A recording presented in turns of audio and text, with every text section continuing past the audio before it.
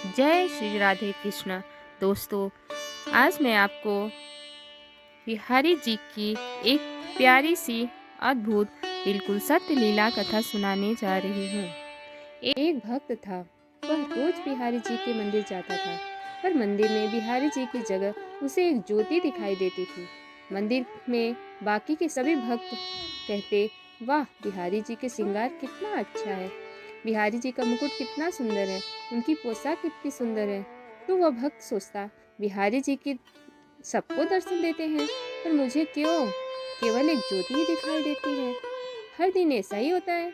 एक दिन बिहारी जी से बोला, ऐसी क्या बात है कि आप सबको दर्शन देते हैं पर मुझे दिखाई नहीं देते हैं।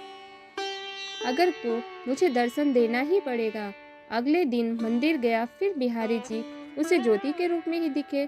वह बोला, बिहारी जी, अगर कल मुझे आपने दर्शन नहीं दिया तो मैं यमुना जी में डूबकर मर जाऊंगा। उसी रात में बिहारी जी एक कोढ़ी के सपने में आए, जो कि मंदिर के रास्ते में बैठा रहता था, और बोले, तुम्हें अपना कोढ़ ठीक करना है। वह कोढ़ी बोला, हाँ भगवान। भगवान बोले, तो सुबह मंदिर के रास्ते से एक भक्त निकलेगा, तुम उसके चरण पकड़ लेना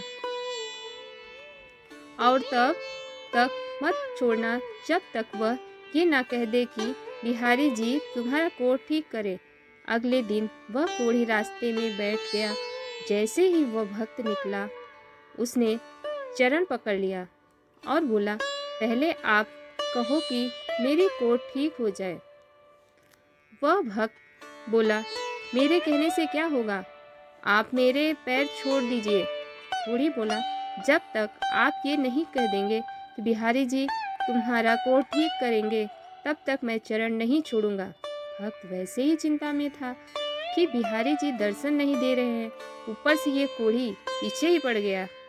वह झुझलाकर बोला, जाओ, बिहारी जी तुम्हारा कोढ़ ठीक करे। और जाके क्या देखता है, बिहारी जी के दर्शन हो रहे हैं। बिहारी जी से पूछने लगा, अब तक आप मुझे दर्शन क्यों नहीं दे रहे थे? तो बिहारी जी ने बोला, तुम मेरे निष्काम भक्त हो, आज तक तुमने मुझसे कभी कुछ नहीं मांगा, इसलिए मैं क्या मुँह लेकर तुम्हें दर्शन देता। यहाँ सभी भक्त कुछ न कुछ मांगते रहते हैं, इसीलिए मैं उनसे नजरें मिला सकता हूँ। पर आज तक तुमने रास्ते में उस कोढ़ी से कहा कि बिहारी जी तुम्हारा कोढ़ ठीक कर देंगे, इसीलिए मैं तुम्हें दर्शन देने आया। भगवान की